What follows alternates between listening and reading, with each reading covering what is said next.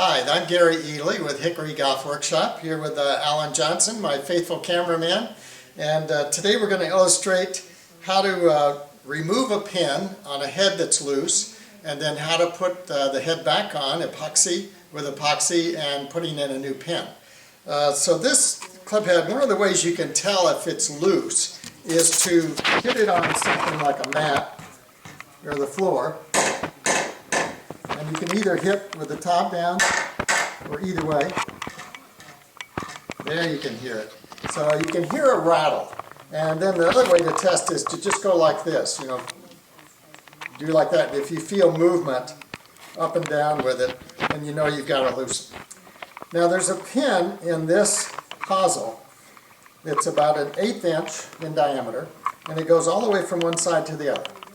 But on many club heads you're going to find you cannot see that pin.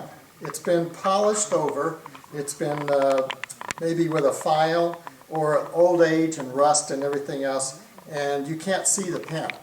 So it's a little bit hazardous to try to knock a pin out when you don't know where it is.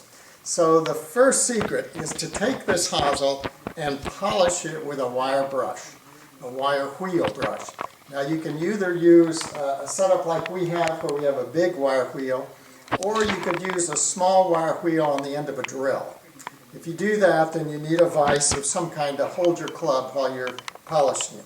So what we're going to do is go over to this wire wheel that I have, and I use a fine brush. You don't need a heavy brush, and the same wire wheel will be good for cleaning club heads. Like this club's a little dark, so we can also clean this once we get it off. So we're going to move over to the wire wheel, and we'll change our camera angle so you can watch that. Okay, here we've got the wire wheel going, and we're going to polish.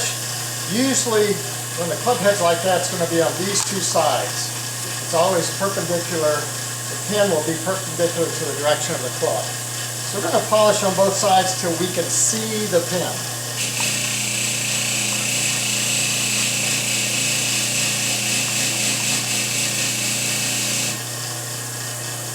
Nothing yet. Go to the other side.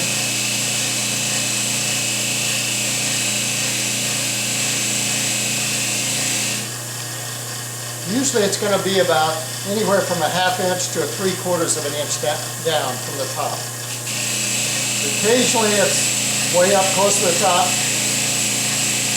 You can never quite be sure. Almost starting to see something there. We'll go back to this side.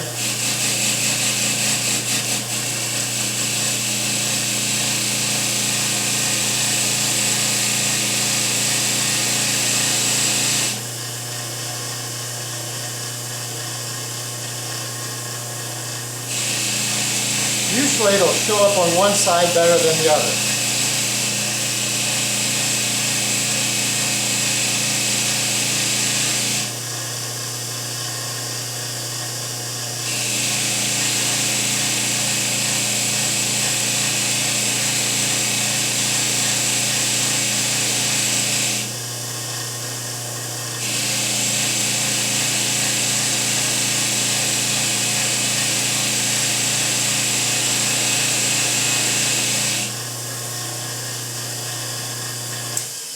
Okay, now I'm going to have Alan come in close here.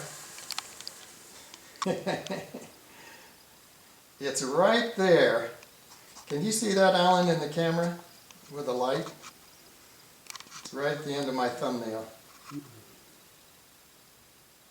Yes. Ah, great. I'm going to have to try to hold it real steady.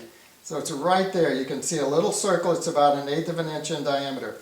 What we've done with a wire wheel, it's picked out the metal or the rust that's around that edge, and it's kind of dug it out so that you can see the definition of where the pin is. So now we're going to take the hosel over and put it in a vise, and we're going to hit that with a punch to drive it out. A vise. Now this is a really nice vise. Golf Works sells this vise. It has a handle, opens up, put your club in it, handle tightens right down really quick, and it has an adjusting nut to adjust to the size of your hosel or your shaft, whatever. But a great tool for being able to do this kind of work. So I've got it straight up and down. I can see my circle, it's right there.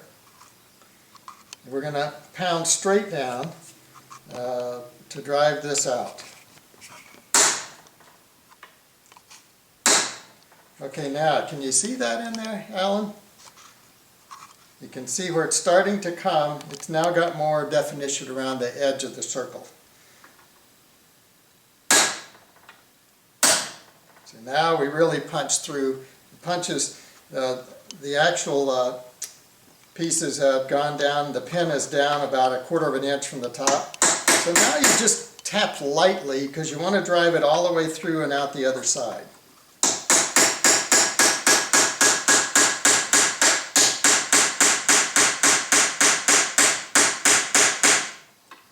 I'm going to take this out so you can just see how this works. You can see we got a hole. Whoops. Promised myself I wouldn't do that.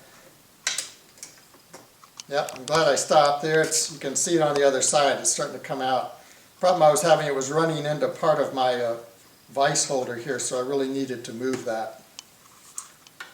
Now it should come out of that. Yeah. There we go. Once it pops out, you feel it kind of give, and then there's a tendency for it to grab onto your punch. So you've got to kind of work the punch out a little bit. There we go. Okay, and there's the other side where it's come out. Now usually you just hold on to the shaft, and I need to adjust a little bit to get it to be tight on the shaft. Before I do take it out, what I want to do is mark it so that I know exactly where it came off and how to put it back. So I put a little black mark on the hosel and a little black mark on the wood shaft. Bring that across so that's lined up. And usually just by twisting you'll get this to come off, and so that came off really easy. If this had been put on with epoxy before, it would have been very sticky and hard to remove, and you'd use something like this benzomatic torch. Something like this, you'd heat up the hosel, that melts the epoxy, and then you'd pull it off. But in this case, this is pretty easy to get off. Now, what we'll do with this is in good shape, it's not rotted, it's got a little glue on it. What I'm going to do is sand this to get down to the wood, so that when we do the epoxy, it'll have a good grip on the wood, and also we will clean out the inside of the hosel with a wire brush. We'll show you both of those as we do it. Okay, here we are. I've done a little bit of sanding. Basically a nice long sheet of sandpaper. This is a 60 grit. Just like you were polishing shoes, you can sand this tip.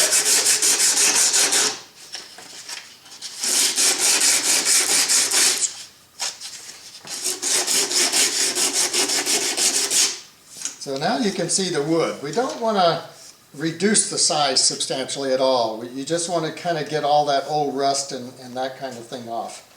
Now the next thing we want to do is clean out the inside of the hosel.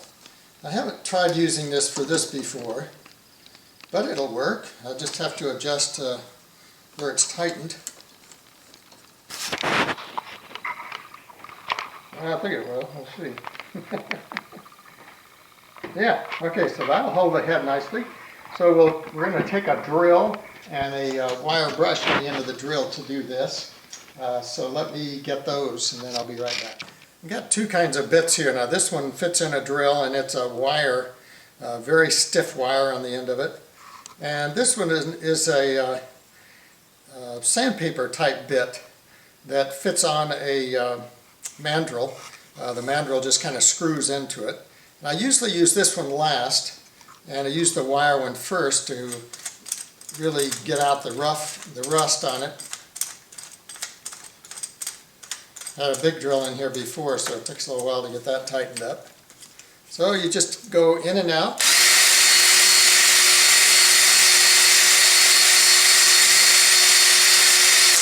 And you do that for about 3 or 4 minutes, I would say, till you've gotten all the rust out.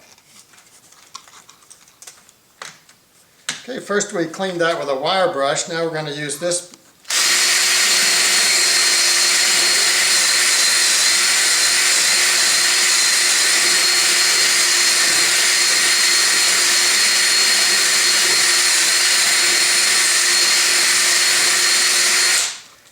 The reason I like using this one is the tip is more narrow. It'll go further down in the hosel and you can really get out the rust way down deep in the hosel. So that looks good. Now when I look down in the hosel, you're not probably going to be able to see this, but it's silver all the way down. You can see silver all the way to the bottom when you have a light, overhead light that you can kind of shine in. And that tells you that you really cleaned it out when you can see a silver surface in there. Now is a great time to clean a head. If you're going to clean your head, if you like them to be polished, this is a good time to do this. So we'll demonstrate a little bit of that cleaning process with the wire wheel. Okay, you'll notice I've got on an apron, I've got gloves. I also have a face mask. When you're working with the wire wheel, one of these wires could come loose and hit you in the face or in the eye. So it's good to either have on safety glasses or a hood to do this.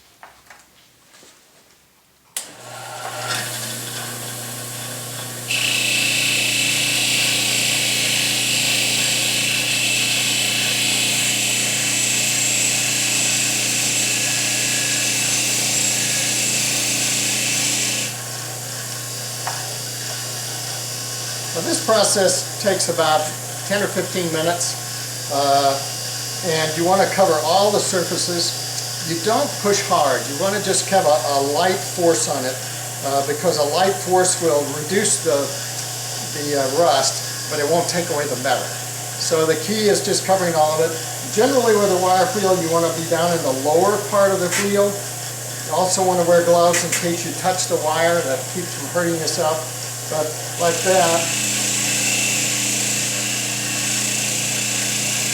I'm not pushing hard, and it gradually will take away the rust. So it's a very gentle process, one that you don't want to push real hard, you don't want to get aggressive. If you get real aggressive and you're pushing hard, you can fall off the wheel, hurt yourself, or you dig into the metal too much and you actually can do damage to the metal.